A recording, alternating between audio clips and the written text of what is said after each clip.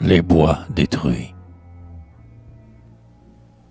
J'ai vu des nobles fils de nos forêts superbes, les vieux troncs abattus dispersés dans les herbes, et de l'homme aussitôt j'ai reconnu les pas.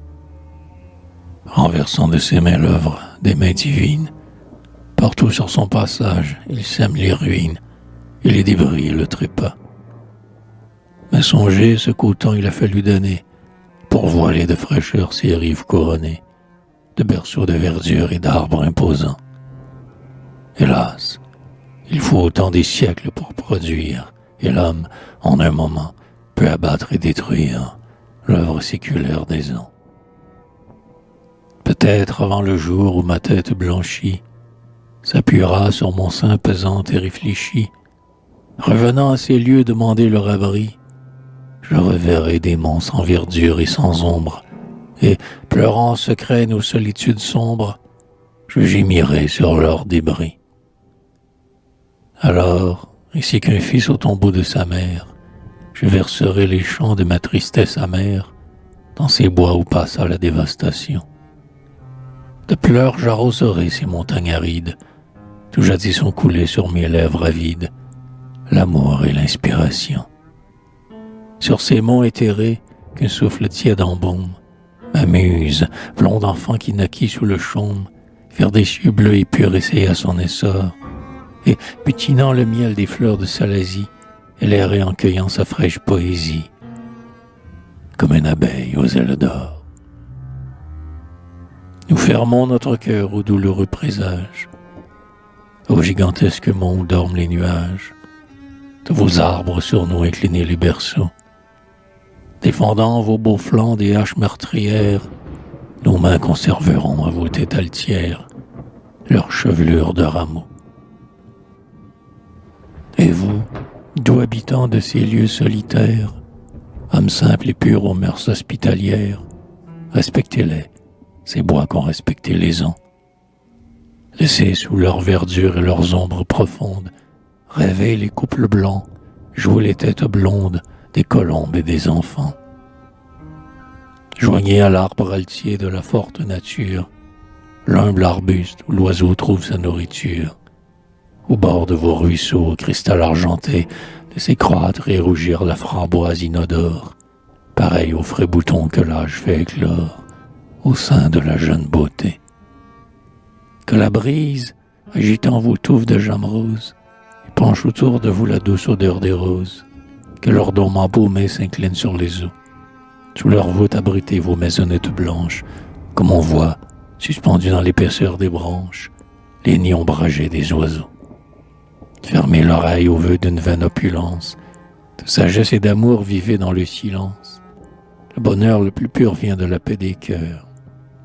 Mais chassez l'étranger de vos bois centenaires, car il profanerait de ses mains mercenaires vos forêts vierges et vos mœurs.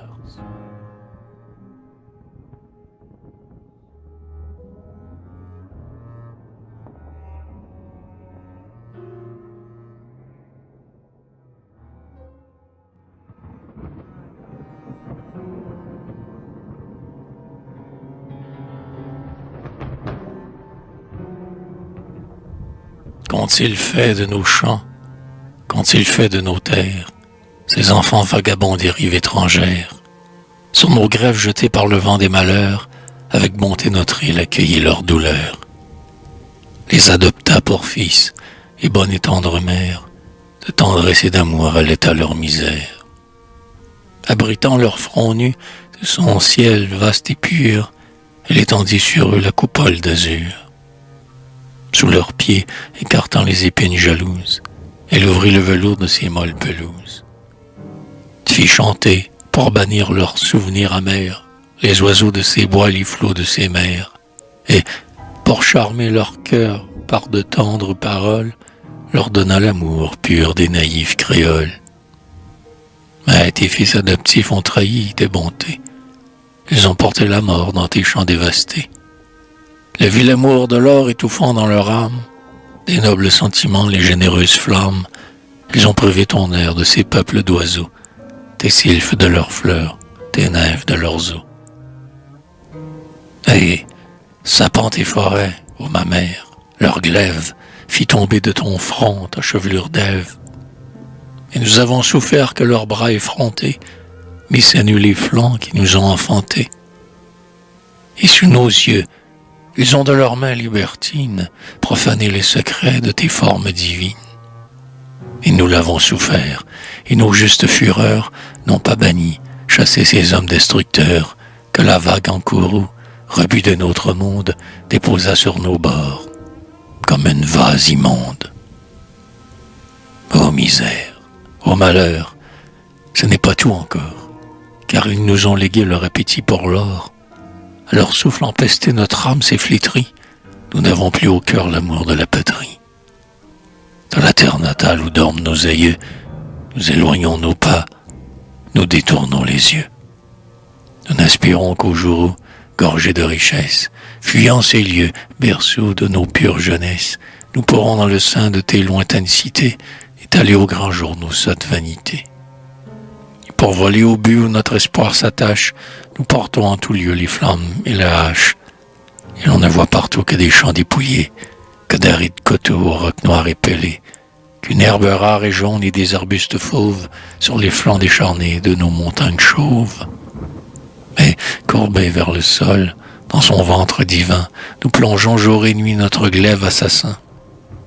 De nos champs épuisés que la ruine achève, notre lèvre acharnée a bu jusqu'à la sève, et desséchant les seins qui nous ont nourris, quand il n'est plus de lait dans leur vaisseau tari, tout gonflé et repu du sang de notre mère, nous faisons voile, hélas, vers la rive étrangère, où nous allons, aux yeux des superbes cités, étaler au grand jour nos sottes vanités.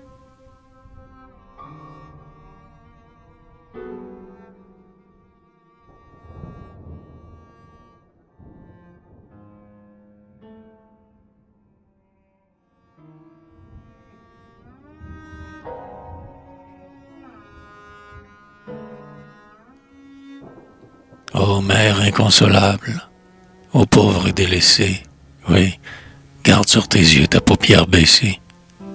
Je comprends ton angoisse et tes nobles douleurs, et mal à tes sanglots mes hymnes et mes pleurs. Plus de vertes savanes et de fraîches collines, où s'ouvrait la grenade aux perles purpurines, plus de hauts cocotiers et de beaux orangers, s'inclinant sous le poids de leurs rameaux chargés. Et tu ne verses plus sur la mer onduleuse, qui vient baiser tes pieds de sa vague amoureuse, les souffles parfumés et les douces senteurs de tes arbres si beaux que les oiseaux pêcheurs, fuyant des flots émus, les rumeurs éternelles, venaient s'y reposer pour embaumer leurs ailes.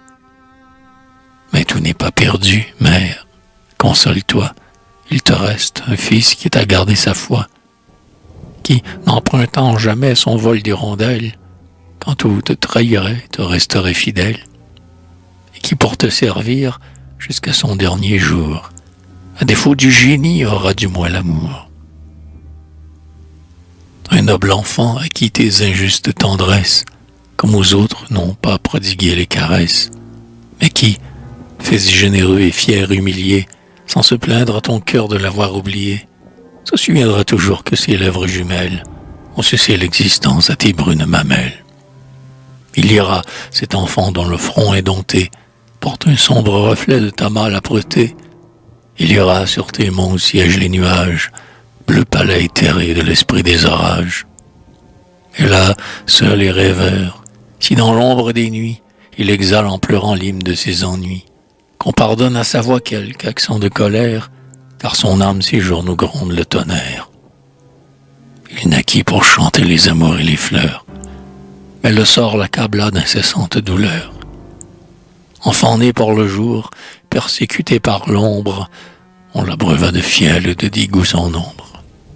Aussi triste mais fier, et bravant chaque écueil, il va seul et drapé d'un généreux orgueil. Sur les âpres sommets, sur la montagne austère, il marche loin des yeux des enfants de la terre. Leur injuste dédain à son âme ont appris à concevoir pour l'homme un trop juste mépris. Mais de ce cœur blessé, la noblesse hautaine n'est jamais descendue au niveau de la haine. Vers un Dieu plus auguste, il aspira toujours, et pour lui la nature a de saint amour. Les torrents écumeux, la foudre et ses ravages ont façonné sa muse à leur concert sauvage. Mais son luth amolli pour célébrer tes bords, où mon île oubliera ses terribles accords. Pour chanter dans les bois ta verte salazie, sa lèvre épanchera son miel de poésie. Et le jour où, donnant dans un dernier adieu, sa dépouille à la tombe et son âme à son Dieu, il se reposera d'une existence amère, tu verseras peut-être une larme de mer.